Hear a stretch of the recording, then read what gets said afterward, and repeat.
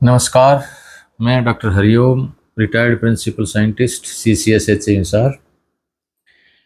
आज हम डिस्कस करेंगे धान के ऊपर ही कि क्या हम जो PR टाइप किस्में होती हैं या असुगंधित किस्में होती हैं उनकी पैदावार 35 क्विंटल या उससे अधिक प्रति एकड़ ले सकते हैं, वो भी बिना रासायनिक दवाओं और खाद के प्रयोग किए। यानी कि कम से कम खर्च में हम अधिकतम पैदावार किस तरह से ले सकते हैं। क्योंकि देखिए, अब धान की फसल पर खर्चा बहुत आ रहा है। 15 से 20 हज़ार रुपये प्रति एकड़ तक किसान का खर्च हो जाता है और पैदावार बढ़ नहीं रही है। एक तरह से वो स्टेबल हो गई है, स्थिर सी हो गई है। यहाँ कुरुक्षेत्र के गुरुकुल प्राकृतिक फार्म पर जो फसल धान की ली जा रही है उसमें जो पैदावार है वो आसपास के किसानों से ज़्यादा आ रही है। पिछले वर्ष की मैं बात बताऊं आपको, उसमें जब कटाई शुरू की, PR 126 किस्म थी। जब कटाई शुरू की तो हमने 2 किसानों को भी उसमें बुला लिया था। एक मंगोली जाटान से किसान थे और दूसरे पिंडारसी गांव से थे। तो उनकी प्रेजेंस में फसल कटवाई थी। तो मैं उसकी औसत पैदावार आपको बताऊं कि 38.5 क्विंटल प्रति एकड़ रही थी।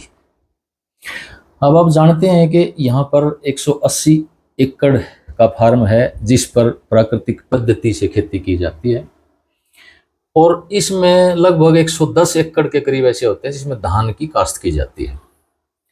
तो किसान भाइयों, ये प्राकृतिक पद्धति से जो खेती की जाती है इसमें खर्चा बहुत कम हो जाता है, ना के बराबर रह जाता है और पैदावार भी ज़्यादा आ रही है, कम नहीं है। क्योंकि एक ये माना जाता है कि प्राकृतिक खेती में भी जैविक खेती की तरह ही पैदावार में कमी आती है, लेकिन ऐसा नहीं है। अगर मान लो पहले 1-2 साल पैदावार में कुछ कमी रहती भी है तो खर्चा कम होने की वजह से जो शुद्ध आय है किसान की वो कम नहीं रहती है, किसान नुकसान में नहीं रहता है। इसलिए अब समय की ज़रूरत है प्राकृतिक खेती, इस पर आपको आना ही आना पड़ेगा क्योंकि इसके बगैर रास्ता आपके सामने नहीं बचेगा। क्योंकि हमारे जो ज़मीनें हैं वो बंजर होती जा रही हैं, उनकी ताकत घटती जा रही है, कीड़े बीमारियां बढ़ते जा रहे हैं, पैदावार स्थिर सी हो गई है, कॉस्ट ऑफ कल्टीवेशन जो खर्चा है उसके ऊपर वो बढ़ता जा रहा है। तो अब आने वाले टाइम में जैसे ग्लोबल वार्मिंग जैसे शत्रु हमारे सामने खड़े हैं, जो कठिनाई हमारे सामने खड़े हैं, तो इनसे लड़ने के लिए हमें प्राकृतिक खेती के ऊपर आना ही पड़ेगा। तो किसान भाइयों, जो यहाँ गुरुकुल फार्म पर खेती की जाती है उसमें इतनी पैदावार कैसे आ रही है, इसमें बताता हूँ कि क्या करते हैं हम। जो सबसे पहली ये बात है कि खेतों को लेवल होना चाहिए। लेवलिंग जरूरी है चाहे आप किसी भी पद्धति से खेती करते हैं। दूसरा, प्राकृतिक खेती में ये जरूरी है कि रासायनिक हो या प्राकृतिक हो, ढैंचे या मूंग की हरी खाद जरूर भी लेनी चाहिए। प्राकृतिक खेती में इसलिए आवश्यक हो जाती है कि जो फसल के अवशेष बचते हैं गेहूं के रिपर यूज करने के बाद, और उसके बाद ढैंचा या मूंग की बिजाई कर दी जाती है हरी खाद के लिए। ये जो अवशेष और हरी खाद ली जाती है ये एक तरह से जो सूक्ष्म जीवाणु हैं या केंचुए हैं उनके लिए ये भोजन का काम करते हैं, उनको फूड सोर्स, एक सबस्ट्रेट के तौर पे काम करते हैं, जिससे इनकी जो संख्या है सूक्ष्म जीवाणुओं की वो लगातार बढ़ती चली जाती है। और जो सूक्ष्म जीवाणु हैं ये जो वातावरण में 78% नाइट्रोजन है उसको जमीन में फिक्स कर देते हैं, और जो लाभदायक जीवाणु हैं वो कीड़े और बीमारियों को भी लड़ने में पौधे को और जमीन को सक्षम कर देते हैं। तो इस तरह से हमें इनका हर तरह से जो कुछ ऐसे पोषक तत्व होते हैं जैसे फास्फोरस या कुछ माइक्रो न्यूट्रिएंट होते हैं जैसे जिंक है, आयरन, मैंगनीज, कॉपर, ये एक तरह से कम्प्लेक्स बन जाता है, जमीन में पौधे को उपलब्ध नहीं हो पाते हैं। और प्राकृतिक खेती में क्या होता है कि जब सूक्ष्म जीवाणु और केंचुओं की वृद्धि होती है तो उनमें से ऐसे रसायन एक्सक्रीट होते हैं, निकलते हैं, जो इनकी उपलब्धि भी बढ़ा देते हैं और कीड़े और बीमारियों की जो अटैक है, प्रकोप होता है, उसको भी काफ़ी हद तक कम कर देते हैं। तो इसमें ढैंचे की हरी खाद ली जाती है या मूंग की हरी खाद ली जाती है। उसके बाद जब हम रोपाई करते हैं तो एक चीज़ का ध्यान रखना चाहिए कि जो पौध है उसकी गहरी रोपाई नहीं होनी चाहिए। उसमें जो गारा है वो ज़्यादा नरम नहीं होना चाहिए, क्योंकि अगर गहरी रोपाई हो गई है तो शुरू के 15-20 दिन हमारे वेस्ट हो जाएंगे और खेत खाली रह जाएगा, क्योंकि उनमें फुटाव नहीं होगा जो पौधे गहरे लग जाते हैं। और उसकी वजह से क्या होता है कि पौधे का तना गलने लग जाता है और वो पौधे सक्षम नहीं हो पाते हैं फुटाव में। इसके बाद जब हम रोपाई कर देते हैं, जैसे ढैंचा भी जैसे हमने लगाया होता है, तो उसमें भी महीने में 1 से 2 बार जीवामृत की एप्लीकेशन करते हैं। और अगर ढैंचे की कई बार सुंडी आ जाती है जो इसको खाने लगती है, नुकसान कर देती है, तो उस हालात में क्या करते हैं कि शुरू में जब नुकसान का टाइम होता है तो जो नीमास्त्र होता है उसे सिंचाई के साथ एक बार दे देते हैं और उसी का स्प्रे कर देते हैं, तो उसका भी नुकसान नहीं होता है। इसके बाद जब हम खेत में फसल की रोपाई कर देते हैं, तो जैसे कीड़े और बीमारियों को कैसे कंट्रोल करते हैं, तो इसमें आप देखते हैं कि लगाने के बाद यहाँ तो गुरुकुल फार्म पे तो जमीन की ताकत, यहाँ का जैविक कार्बन इतना बढ़ चुका है कि यहाँ हमें ज्यादा जीवामृत अप्लाई करने की जरूरत ही नहीं रही है। फसल में 1 से 2 बार ही अप्लाई कर रहे हैं पूरे सीजन में। लेकिन किसानों के लिए मैं बता देता हूँ, जहाँ जमीन कमजोर हो गई है, उनकी ताकत कमजोर हो गई है, तो महीने में 1 से 2 बार जीवामृत पानी के साथ, सिंचाई के साथ 200 से 400 जो लीटर का ड्रम होता है वो जीवामृत उसमें अप्लाई करें। और जरूरत पड़े तो महीने में 1 से 2 बार जीवामृत का ही वो 10 से 20% का स्प्रे करें। जीवामृत क्या है? जीवामृत के अंदर गोबर और गोमूत्र होता है, और ये दोनों ही चीजें ऐसी हैं जो कीड़े और बीमारियों को कंट्रोल करने में एक बायो एजेंट का काम करते हैं।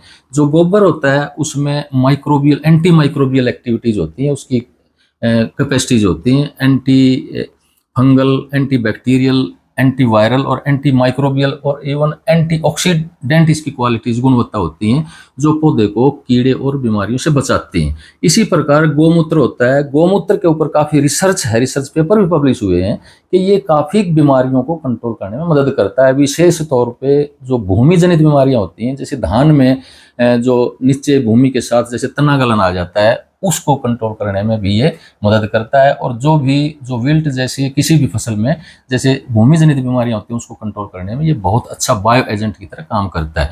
तो इसमें गोबर गोमूत्र होने की वजह से इसमें कीड़े और बीमारियों का कुदरती ही कंट्रोल रहता है, और 70 से 80% बीमारियां और कीड़े अपने आप ही कम आते हैं। तो क्या करते हैं, यहाँ पर सीजन में मुश्किल से 2 बार नीमास्त्र का स्प्रे किया जाता है।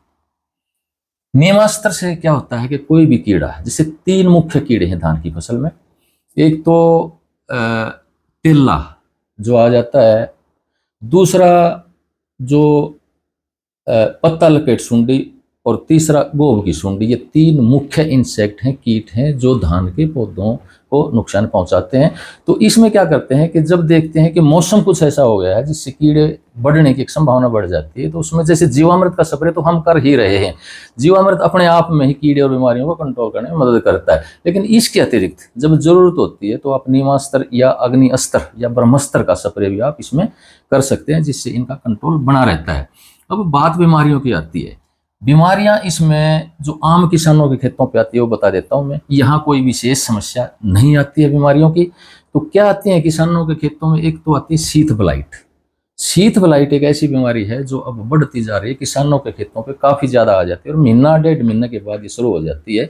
और ये बाहर से जो डोल होती है, डोल के ऊपर जो दूब होती है, उस पे इसका जो पैथोजन होता है वो रहता है, उस पे ही पड़ता है, और ये डोलों के साथ ही फसल में एंटर करती है, घुसती है, और चारों तरफ ही इसका प्रकोप, इसका आक्रमण सबसे पहले होता है।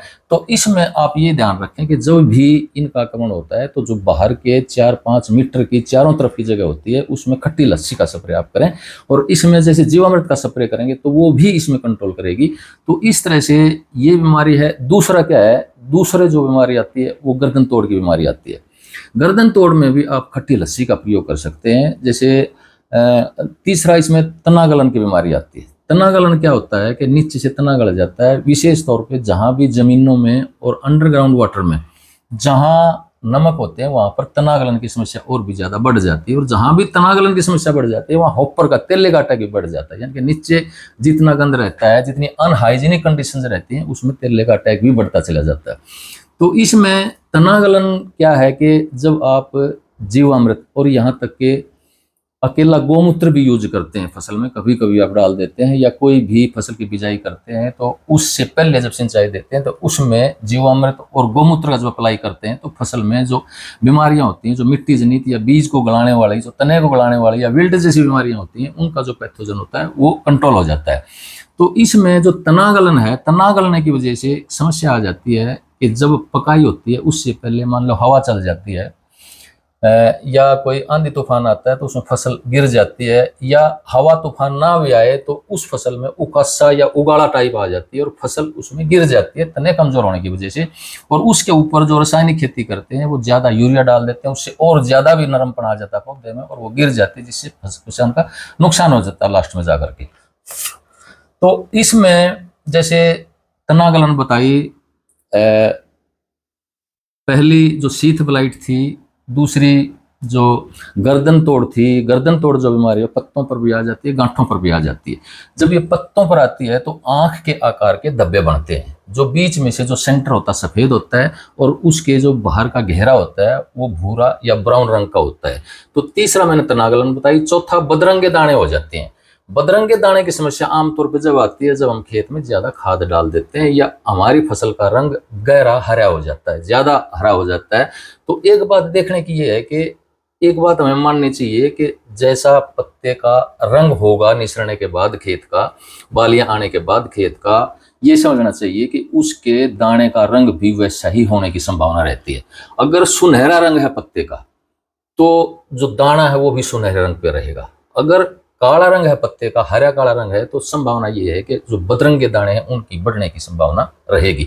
तो एक चीज का यहाँ ध्यान रखने की बात यह है कि जब खेत में बालियां आने का समय होता है तो उस समय खेत में से हल्की पीली झलक आ जानी चाहिए। उस समय जब सुबह हम खेत में जाते हैं तो कई बार क्या होता है कि ज्यादा कच्चा जब पत्ता होता है तो ऊपर का पत्ता सुबह ओस का टाइम होता है तो गिर जाता है वो। इसका मतलब ये है कि 90% ऐसी फसल में आप कीड़े और बीमारियों का प्रकोप बढ़ेगा। और अगर थोड़ी सी हल्की पीलेपन पे आपकी फसल है, पत्ता ऊपर का सीधा खड़ा है, तो उसमें 60 से 70% आपके कीड़े और बीमारी स्वयं ही कंट्रोल हो जाएंगे। तो एक ये है। एक दूसरा क्या है कि जब फसल गाभे में आती है और बालियां आने का समय होता है तो उस टाइम पे आप पावर स्प्रेयर का यूज ना करें।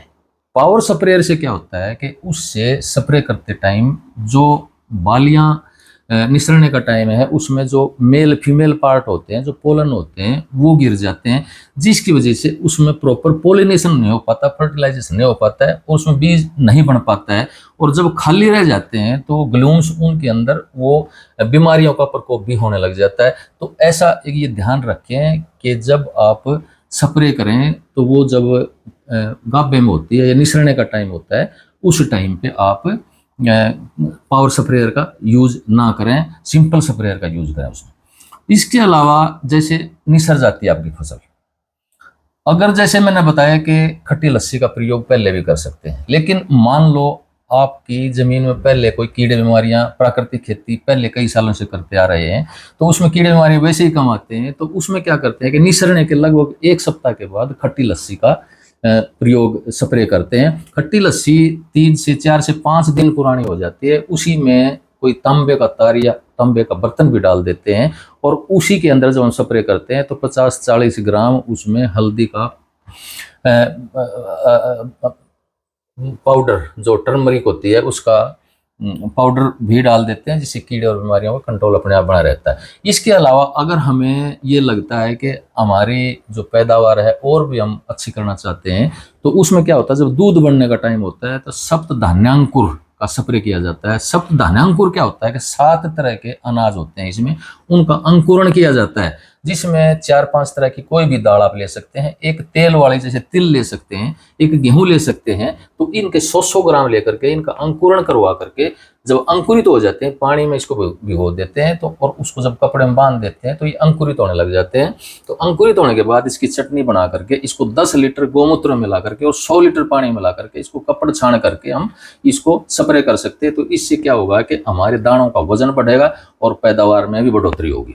तो इस तरह से यहाँ तो क्या किया जाता है कि यहाँ इन चीजों की ज्यादा जरूरत पड़ती ही नहीं है, केवल जीवामृत का नीचे जो सिंचाई के साथ देते हैं मुश्किल से 1 से 2 बार देते हैं सीजन में, और मुश्किल से 1-2 बार ही इसका स्प्रे करते हैं, और खट्टी लस्सी का इसमें स्प्रे जरूर करते हैं। तो इसमें हमें सप्त धान्यांकुर की भी जरूरत नहीं पड़ती है। और पैदावार जैसे मैंने आपको बताया कि पिछले साल 1 आध एकड़ ऐसा भी था जिसमें 40 क्विंटल से भी ज़्यादा हमारी पैदावार हुई थी। तो इस तरह से जब हम प्राकृतिक खेती में आते हैं तो हमारा जो खर्चा है वो मिनिमम हो जाता है और जो 15 से 20 हज़ार रुपये है वो भी बच जाते हैं और किसानों से पैदावार कम नहीं ज़्यादा ही होती है। तो इस तरह से जब हम एक इन चीज़ों को देख करके खेती करते हैं तो हमारा जो है ज़मीन की ताकत भी बढ़ती है और जो समस्याएं आजकल जो पूरे देश में कृषि से संबंधित आ रही हैं उन सभी का समाधान प्राकृतिक कृषि से हो जाता है। धन्यवाद।